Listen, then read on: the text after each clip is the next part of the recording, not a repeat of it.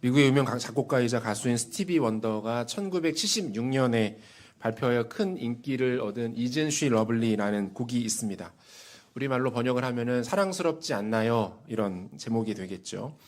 가사와 멜로디가 매우 감미롭고 부드럽습니다.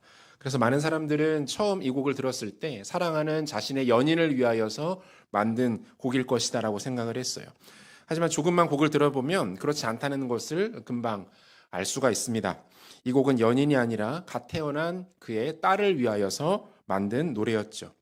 가사의 내용이 이렇습니다. 사랑스럽지 않나요? 놀랍지 않나요? 정말 소중하지 않나요? 태어난 지 1분도 되지 않았어요.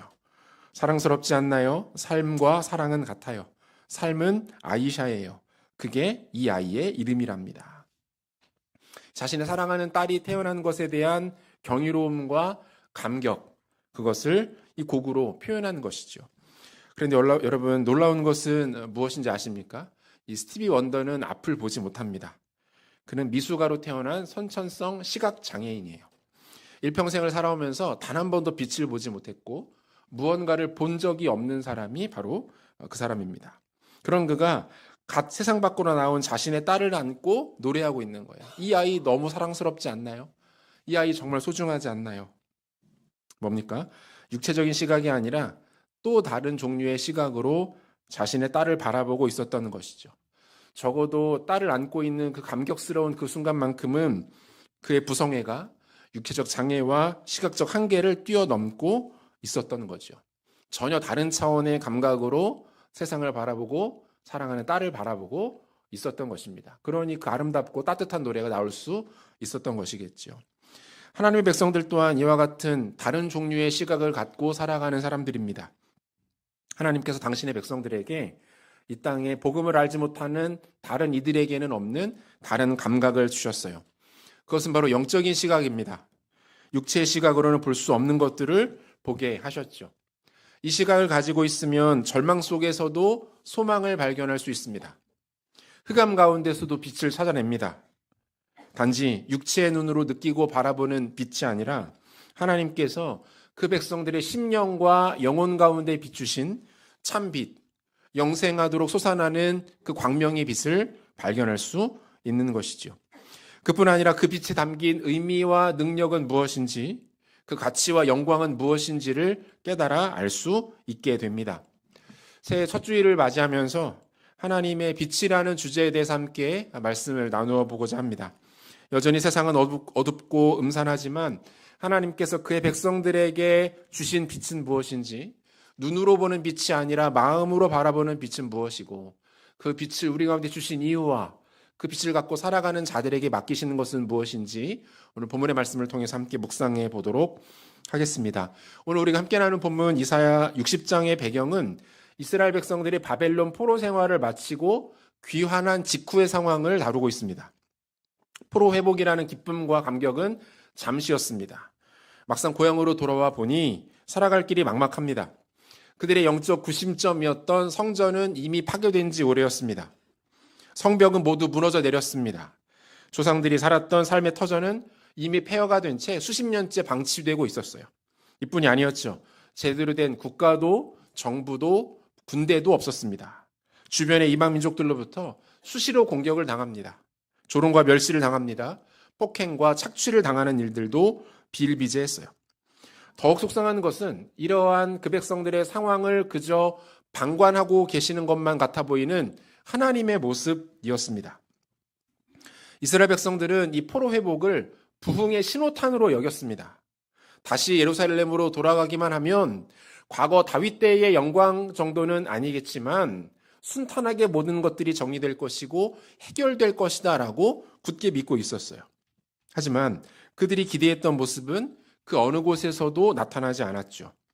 백성들은 하나님께 항의합니다. 주님, 어디에 숨어 계십니까? 과연 우리와 함께 계시는 것은 맞습니까? 우리를 사랑하십니까? 이거 실수하신 것 아닌가요? 차라리 바벨론에 그대로 머물러 있었다면 지금보다 사는 것이 괜찮았을 것 같습니다. 이 동시대의 상황을 다루고 있는 말라기서를 보면 백성들의 심경이 조금 더 직접적으로 잘 나타나 있어요.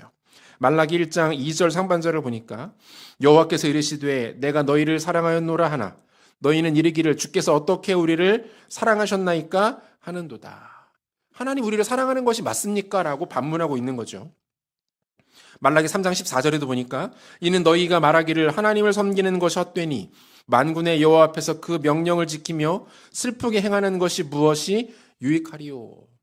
하나님 섬겨봤자 별 볼 일 없다는 거예요. 그분께 충성하고 마음을 들여봤자 돌아오는 것이 없다라고 말하고 있는 겁니다. 대단히 냉소적이고 염세주의적인 반응을 보입니다. 하나님께 대한 기대는 이미 사라졌습니다. 그리고 그 자리에 실망과 불만이 남아있는 거죠. 안타깝게도 새로운 한 해를 시작하는 우리의 모습과 크게 다르지 않아 보입니다. 희망찬 새해라고 관용적으로 우리가 표현을 하지만 희망의 기운을 찾아보기란 생각보다 쉽지 않습니다. 경제적인 어려움은 올 한 해에도 계속 이어질 것으로 보입니다.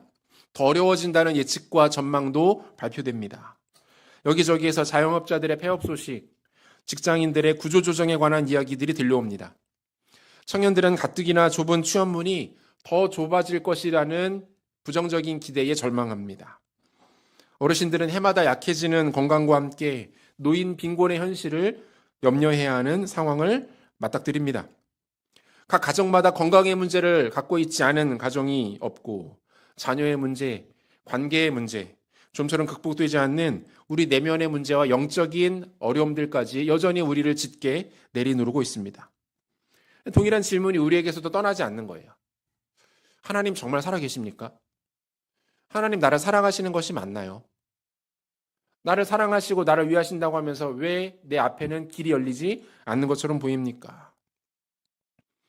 포로 생활에서 귀환하여 암담한 현실을 앞두고 있는 이스라엘 백성들의 고백과 새해를 시작하는 우리의 마음이 크게 다르지 않은 것 같습니다.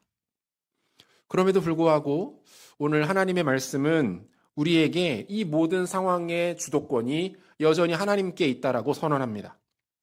이사야 59장 15절 하반절과 16절을 보겠습니다. 우리 같이 한번 읽겠습니다.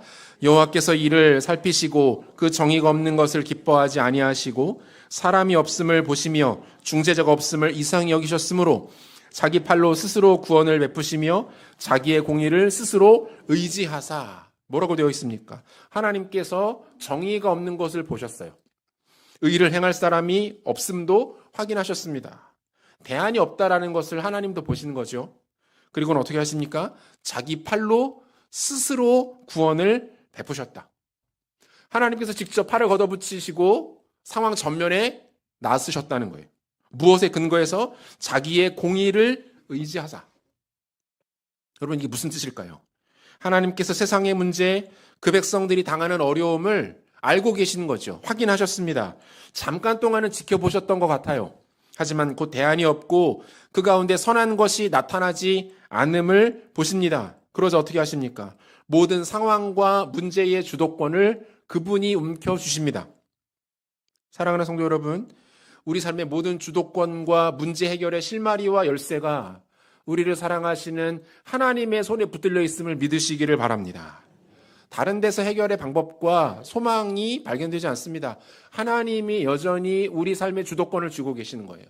우리의 가정과 나의 개인과 우리의 자녀의 문제, 우리 교회가 당면한 모든 현실에서 주도권은 우리 손에 있지 않습니다. 전능하신 하나님, 우리를 끝까지 포기하지 않으시는 하나님의 손에 모든 주도권이 있는 줄로 믿으시기를 바랍니다. 이스라엘 백성들이 애굽을 빠져나오죠. 그들이 하나님께서 애굽 땅에 행하신 놀라운 능력들을 봅니다. 그로 인해 애굽이 치명적인 타격을 입는 것을 목격하죠. 드라마틱하게 홍해가 갈라지는 것을 경험하고 그 가운데 바로의 친위대가 몰살당하는 것을 봅니다. 그렇게 들어가게 된 곳은 다름 아닌 광야였어요. 축제는 끝났고 현실이 시작됩니다. 화려한 입소식은 끝났고 본격적인 훈련소 생활이 시작된 거예요. 광야는 인간이 살아갈 수 있는 곳이 아니죠. 역시나 이스라엘 백성들의 불평, 불만, 원망, 탄식이 그치지 않습니다. 하지만 그 결과를 우리는 알고 있어요. 결과는 어땠습니까? 그들은 결국 약속의 땅 가나안으로 들어가게 됩니다. 하나님이 신실하게 그 백성들과 하신 약속을 이행하십니다. 이 모든 과정을 통해서 결국 드러나는 하나의 진리가 있는 거예요. 그게 뭡니까? 주도권이 하나님께 있다는 거예요. 일용할 양식을 주십니다. 반석에서 물을 내시죠. 그들의 의복과 신발이 닳지 않도록 하십니다. 대적들과 싸워 이기게 하셨고 때로는 피하게 하셨습니다. 여러분, 하나님께서 이스라엘 백성들을 굳이 광야로 들여보내신 이유가 뭘까요? 빠른 길이 있었음에도 불구하고 심지어 하나님이 순간적으로 그 백성들을 옮기실 수 있는 능력을 행하실 수 있었음에도 불구하고 그렇게 하지 않으신 이유는 뭘까요? 당시 이스라엘 백성들뿐 아니라 가고 오는 모든 하나님의 백성들에게 보여주시기 위함이죠. 알리시기 위함이에요. 똑똑히 보라는 거예요. 하나님께서 그 백성들의 삶과 인생의 주도권을 주신다. 그 방식이 광야인 거죠. 신명기 8장 2절에서 4절까지를 보시면 우리가 한 절씩 교독하고 마지막 절은 같이 읽겠습니다. 제가 먼저 읽죠. 내 하나님 여호와께서 이 40년 동안에 내게 광야길을 걷게 하신 것을 기억하라. 이는 너를 낮추시며 너를 시험하사 내 마음이 어떠한지 그 명령을 지키는지 지키지 않는지 알려 하심이라. 너를 낮추시며 너를 줄이게 하시며 또 너도 알지 못하며 내 조상들도 알지 못하던 만나를 내게 먹이신 것은 사람이 떡으로만 사는 것이 아니요 여호와 입에서 나오는 모든 말씀으로 사는 줄을 내가 알게 하려 하심이니라. 같이요. 이 40년 동안에 내 의복이 헤어지지 아니하였고 내 발이 부르트지 아니하였느니라. 뭡니까? 똑똑히 보고 기억하라는 거예요.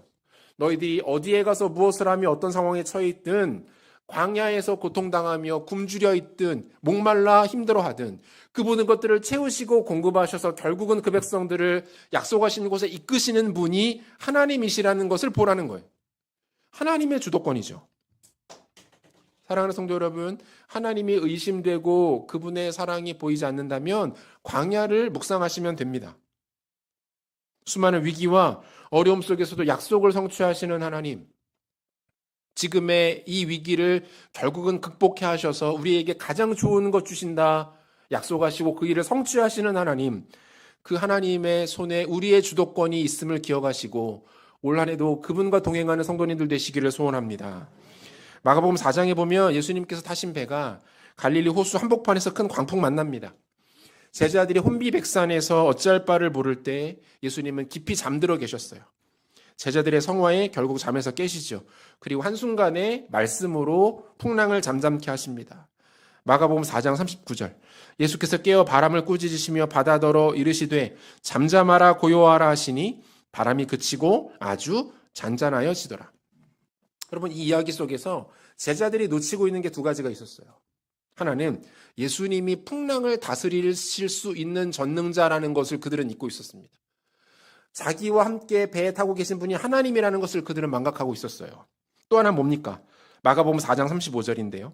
그날 저물 때에 제자들에게 이르시되 우리가 저편으로 건너가자 하시니, 이 여정이 이미 예수님께서 명하신 여정이라는 거예요. 우리는 저편으로 건너가게 될 거야. 이 말을 주님이 하셨다는 거예요. 그러므로 풍랑이 아닌 해일을 만나더라도 화산이 폭발하고 심지어 우주에서 운석이 떨어져도 그들은 무사히 호수를 건너게 될 겁니다. 왜요? 이 말씀을 하신 분이 예수님이시기 때문에 그런 거죠. 성경의 수많은 사건과 성경에 살아있는 메시지들이 우리를 격려합니다. 하나님이 우리의 삶을 굳게 붙들고 계시다. 우리 인생의 모든 주도권이 그분의 손에 있다. 이 사실을 굳게 믿으시고 올 한 해를 승리하시는 성도님들 되시기를 소원합니다. 그렇다면 하나님의 주도권을 갖고 그분의 은혜와 영광을 소유한 하나님의 백성들이 이 땅 가운데 감당해야 할 일들은 무엇일까요? 은혜와 영광을 허락하신 자들에게 주님 맡기시는 일들은 무엇일까? 본문 통해 두 가지로 간단하게 한번 정리하겠습니다. 은혜와 영광의 빛을 받은 자의 사명, 첫 번째는 복음의 빛을 드러내는 거예요. 그리고 본문 1절 한 목소리로 같이 한번 더 읽도록 하겠습니다. 일어나라, 빛을 발하라. 이는 내 빛이 이를 얻고 여호와의 영광이 내 위에 임하였음이라. 자, 여기에서 빛을 발하라 라는 이 명령령이 가장 중요하겠죠. 히브리어로 오리라는 표현이 사용되고 있는데, 이 오르라는 원형 동사에서 파생된 단어예요. 이 오리는 스스로 빛을 낸다는 뜻이 아닙니다. 받은 빛을 반사하여 비춘다는 뜻이에요. 반사체가 되는 거죠. 하나님의 영광의 빛을 받은 너희가 그 빛을 흡수해버리고 그 빛을 가두어 두는 존재가 아니라 어떻게 해요? 그것을 어두운 곳, 그늘진 곳, 소외된 곳으로 비추는 존재로 일어서야 한다라고 말씀하고 있는 거죠. 하나님의 마음과 그분의 사랑이 어떤 것인지를 드러내고 비추고 전하는 역할을 맡기셨다라고 말씀하고 있는 거예요. 사랑하는 성도 여러분, 하나님 백성들이 이 땅에 살아가는 이유가 뭘까요? 우리는 왜 이 땅을 살아갑니까? 그리고 하나님의 교회가 여전히 이 땅에 존재하는 목적은 무엇일까요? 생각을 해보면 성도 개인에게 가장 좋은 상태는 뭐예요? 예수 믿고 바로 천국 가는 겁니다. 예수 믿자마자 우리가 육체를 떠나서 하나님 나라로 가는 거예요. 그러면 고민할 필요도 없고 죄와 싸울 필요도 없고 이 땅 가운데 고생할 이유가 없습니다. 예수 믿고 천국 가는 게 가장 행복한 길이에요. 그럼에도 불구하고 대부분은 그렇지 않죠. 예수 믿고 우리는 이 땅 가운데서도 오랜 시간들을 여러 환경 속에서 살아갑니다. 왜죠? 하나님이 예수를 주로 고백한 하나님 백성들에게 사명을 남겨주셨기 때문에 그래요. 우리가 살아있다는 뜻은 우리에게 사명이 있다는 뜻입니다. 우리가 살아가는 목적과 이유는 주신 사명을 감당하기 위해서 살아가는 거예요. 우리에게 맡기신 일이 있는 거죠. 하나님이 우리에게 부탁하시는 일이 있습니다. 그분이 다 하실 수 있지만 그분의 말씀 하나로 다 끝나는 것이지만 그럼에도 불구하고 우리에게 맡겨주시고 당부하신 일들이 여전히 이 땅 가운데 남아있다는 거예요. 그러므로 우리에게 주신 인생을 지혜롭고 가치 있게 살아가기 위해서는 이 고민이 반드시 필요합니다. 나에게 주신 사명은 무엇인가? 하나님 나에게 어떤 일을 맡기셨는가? 이것을 찾고 고민하셔야 돼요. 이것은 우리 삶의 목적과 직결되기 때문이죠. 사명을 찾지 못하면 그리고 그 사명이 한 사람에게서 흐릿해지면 그 사람은 절대로 행복할 수 없습니다. 삶의 온전한 만족과 풍요로움을 느낄 수가 없어요. 목적이 잘못되어 있는데 어떻게 삶이 윤택할 수가 있겠어요. 엉뚱한 욕심과 죄의 가치들에 붙잡히게 됩니다. 인생이 나태하고 게을러지게 됩니다. 성도가 이 땅에 존재하며 살아가는 이유는 아직 감당할 사명이 있기 때문인 줄로 믿으시기를 바랍니다. 교회도 동일하죠. 하나님께서 50년 전에 이곳에 교회를 세우셨습니다. 지난 50년간 수많은 일들이 있었을 거예요. 교회 밖의 문제, 내부의 문제, 크고 작은 갈등, 위기, 다툼, 어려움들 만났을 겁니다. 그 모든 시간과 과정들을 지내오면서 그럼에도 불구하고 교회가 여전히 이곳에 존재하고 있는 이유는 무엇입니까? 하나님이 숭인교회 가운데 여전히 맡기신 사명들이 있기 때문인 줄로 믿으시기를 바랍니다. 그 사명이 뭐예요? 바로 일어나 빛을 발하는 겁니다. 예수 그리스도의 생명의 빛을 이 지역 가운데 드러내는 것이고 아직까지 예수 생명 십자가의 영광을 알지 못해 죽어가는 이들에게 천국의 길, 구원받는 영생의 길을 소개하는 것이 교회에게 맡겨주신 사명이죠. 교회가 감당해야 할 일들이 여러 가지 많이 있겠지만 우리 교회를 통해서 하나님 하시고자 하는 일들을 저는 3가지로 종종 말씀드리곤 했습니다. 첫 번째는 복음 증거의 사명이죠. 죄인이 구원받는 단 하나의 길을 보이는 겁니다. 죄와 사망의 권세가 끊어지고 영혼이 생명에 이르는 길을 소개하는 것이 우리가 감당해야 할 일들이에요.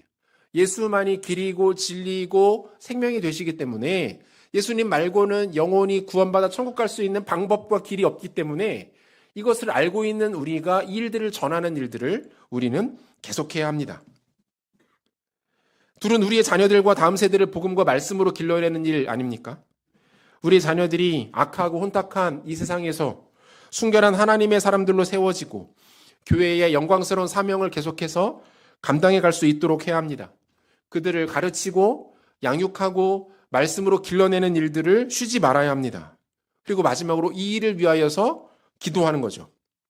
먼저 기도가 영광이고 능력이고 은혜라는 것을 우리가 먼저 경험하는 거예요. 기도가 사명이고 사역이라는 것을 깨닫는 거죠. 잠들어 있던 기도의 DNA를 깨워서 기도의 유산을 다음 세대에 물려주는 일들을 우리는 계속해서 감당해야 합니다. 올해로 세워진 지 50주년을 맞이하는 숭인교회는 올 한 해 동안 이런 일들을 감당할 것인데요. 우리 가운데 주신 이러한 사명들, 이 사명이 얼마나 귀한 것인지를 확인하는 작업을 할 것이고 그 사명을 견고하게 하는 일들에 힘쓸 것입니다. 새로운 무언가를 추구하고 우리의 가치와 이름을 드러내려는 그 어떤 시도들보다 주신 사명을 확인하는 일에 집중하려고 합니다. 우리 가운데 이미 허락하신 것들이 무엇인지를 감사로 돌아보고 주신 것 가지고 당장 눈앞에 맡겨진 일들에 충성하는 일들을 힘쓸 것입니다. 미국 프로야구 LA 다저스 선발 투수 중에 야마모토 요시노부라는 선수가 있어요. 일본인 선수인데 이 선수가 이번 월드 시리즈에서 팀을 우승으로 이끌면서 MVP를 수상한 아주 탁월한 선수입니다. 근데 수많은 야구 전문가들이 이 선수를 보면서 이 선수는 절대로 성공하지 못할 것이다. 이 선수는 투수로서 치명적인 약점들을 가지고 있다. 이렇게 평가를 했습니다. 그랬던 것은 이 선수가 키도 작았고 체격도 왜소했습니다. 동양인이기 때문에 투수로서 힘과 스피드도 서양 선수들에 비해서 뒤떨어질 수밖에 없었죠. 그런데 그는 그 작고 왜소한 몸에서 정교하게 컨트롤된 공들을 엄청난 스피드로 뿌려댑니다. 그 비결은 이 선수가 하는 특별한 훈련 방식 때문이라고 해요. 일반적인 투수들이 팔과 상반신에 집중해서 훈련을 많이 하는 반면 야마모토 요시노부는 몸 전체를 하나의 도구로 활용하는 훈련을 집중적으로 한다고 합니다. 그래서 일반적인 선수들이 웨이트 트레이닝을 열심히 해서 근육을 키울 때 이 선수가 주로 하는 훈련은 요가와 필라테스, 몸을 유연하게 만드는 운동들을 한대요. 공을 던지는 훈련보다 창 던지기 훈련을 더 많이 하면서 몸 전체를 하나의 도구처럼 쓰는 일들을 열심히 한다고 합니다.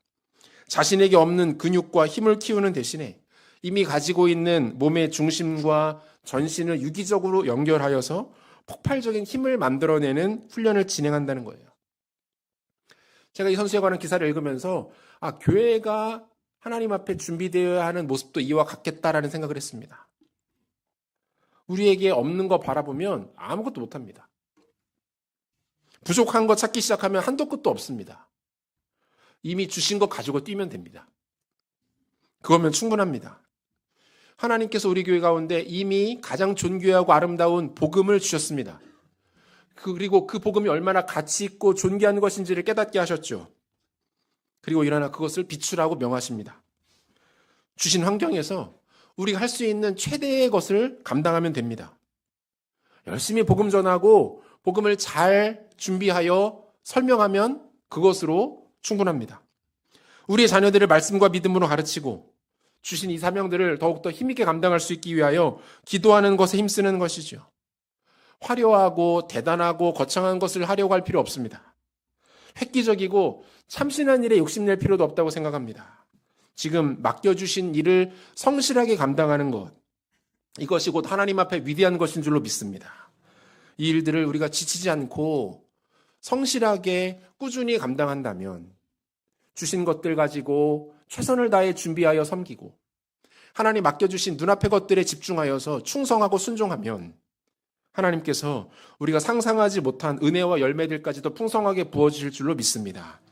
바르게는 50주년을 맞이하는 숭인교회가 이미 주신 은혜를 기억하며 감사하고 허락하신 것들, 손에 쥐어주신 것들이 소중함을 깨닫고 그것을 가지고 당장 눈앞에 주신 것들, 우리가 지금 감당할 수 있는 일에 최선을 다하여 순종함을 통하여서 더 큰 하나님의 은혜와 영광에 동참하게 되는 귀한 역사를 누리게 되시기를 소원합니다.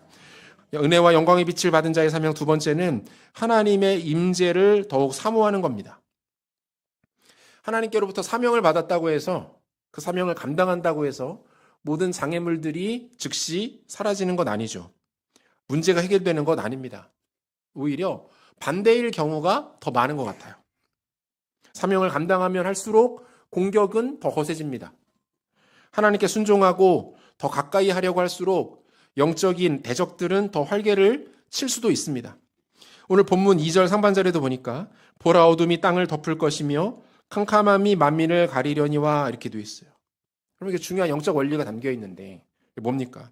하나님이 은혜를 주시는 곳에 마귀 역사도 함께 일어나요. 하나님께서 역사하시고 일하시는 곳에 동일하게 마귀도 함께 그 자리에 하는 것을 볼 수가 있습니다. 이때 필요한 거 뭘까요? 당황하거나 낙심하지 말아야 합니다. 그리고 그럴수록 더 하나님께 집중하고 하나님을 구하는 것이 필요하겠죠. 감리교회 창시자인 존 웨슬리라는 사람이 있는데 이 사람이 삶을 마감하며 하나님의 부르심을 받는 자리에서 남겼던 유명한 유언 하나가 있어요. 침상에서 힘 하나 없이 누워있는 그가 갑자기 두 팔을 하늘로 높이 쳐들더니 큰 소리로 외쳤다는 거예요.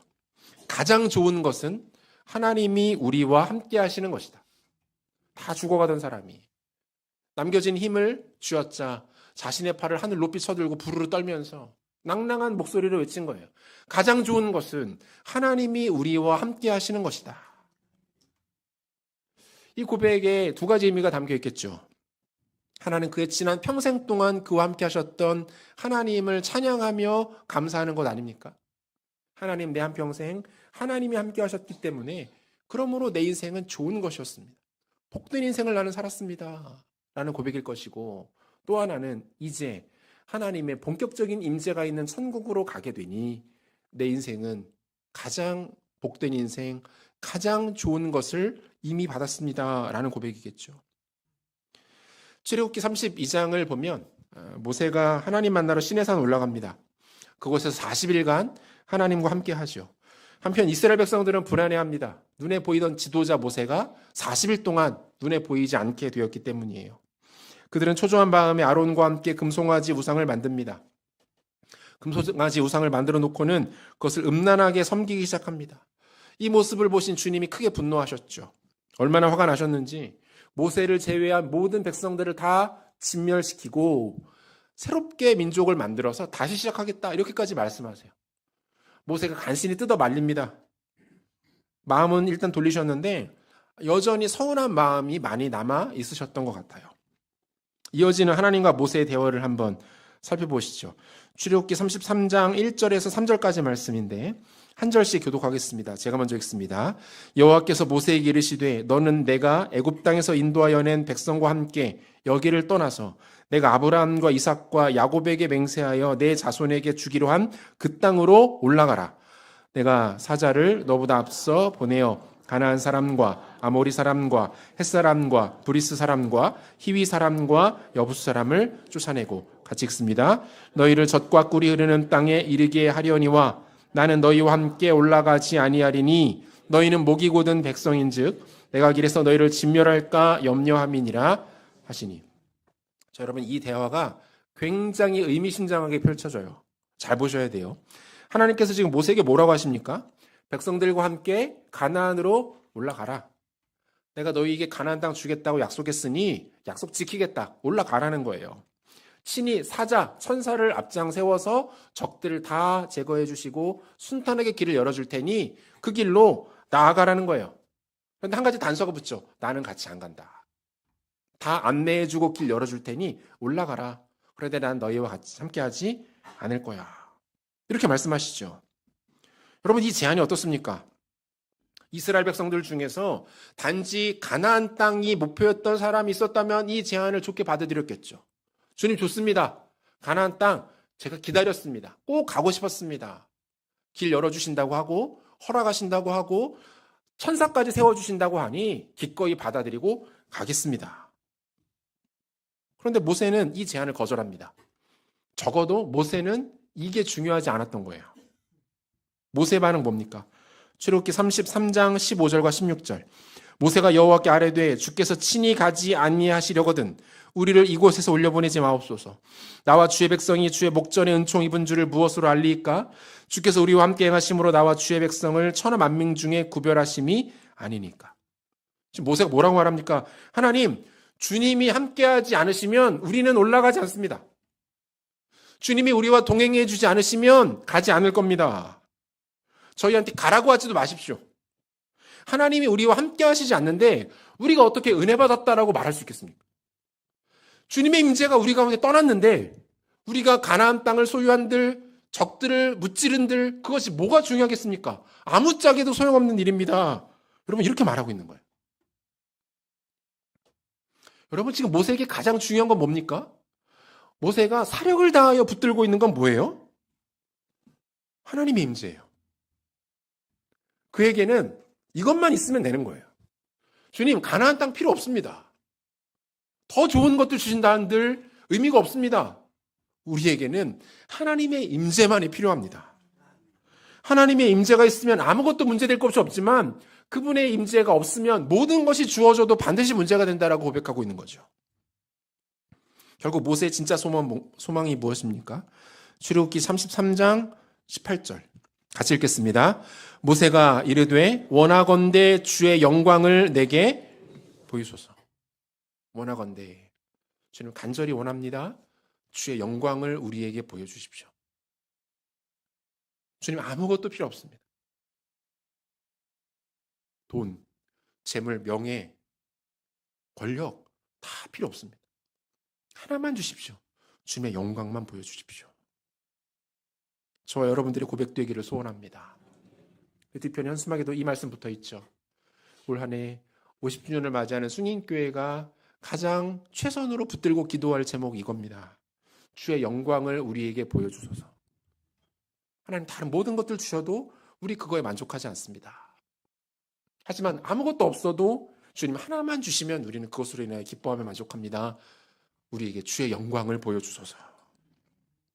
올 한 해 숭인교회가 주의 영광 향하여 달려가 주의 영광을 경험하는 교회 되기를 축복합니다. 이 세상에 사람들이 추구하는 그 어떤 가치들보다, 사람들이 모두 원하는 그 어떤 것보다 이거 하나면 되는 거예요. 그런 개인과 공동체 가운데 주님이 약속하시는 열매들이 있습니다. 마지막으로 본문 2절 하반절과 3절 우리 같이 한번 읽도록 하겠습니다. 오직 여호와께서 내 위에 임하실 것이며 그의 영광이 내 위에 나타나리니 나라들은 내 빛으로 왕들은 비치는 내 광명으로 나오리라.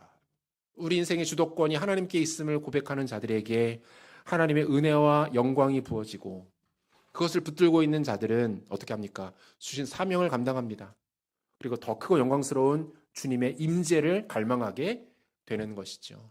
이 아름다운 목적과 가치가 2026년 사랑하는 숭인의 교회 가운데 성도님들 개인의 심령 가운데 가정 가운데 나타나 열매 맺게 되시기를 주님의 이름으로 축복합니다. 말씀 맺으려고 하는데요. 우리가 지난 50년을 돌아보며 감사와 찬양밖에는 고백할 것이 없죠. 그리고 또 다른 50년을 우리는 향하여 나아갑니다. 이때 우리가 붙들어야 될 것 세상적 기준과 같이 아닙니다. 화려함, 편리함, 그 어떠한 거대한 것들 아닙니다. 우리 인생의 주도권, 우리 삶의 모든 주도권이 하나님께 있음을 고백하는 그 순결한 믿음과 주신 사명을 견고하게 하고 그것에 집중하는 일들, 그리고 이 모든 것을 통하여서 하나님의 영광을 구하는 것, 그것이 올 한 해 숭인교회가 그리고 숭인에 속한 모든 성도들이 추구하며 달려가야 할 방향임을 기억하시고 이것을 향하여 힘있게 전진함으로 말미암아 영광스러운 한 해, 하나님의 임재를 충만하게 경험하는 복된 한 해를 살아가시는 모든 숭인의 성도님들 되시기를 우리 구주 예수 그리스도 이름으로 축원합니다. 같이 기도하겠습니다.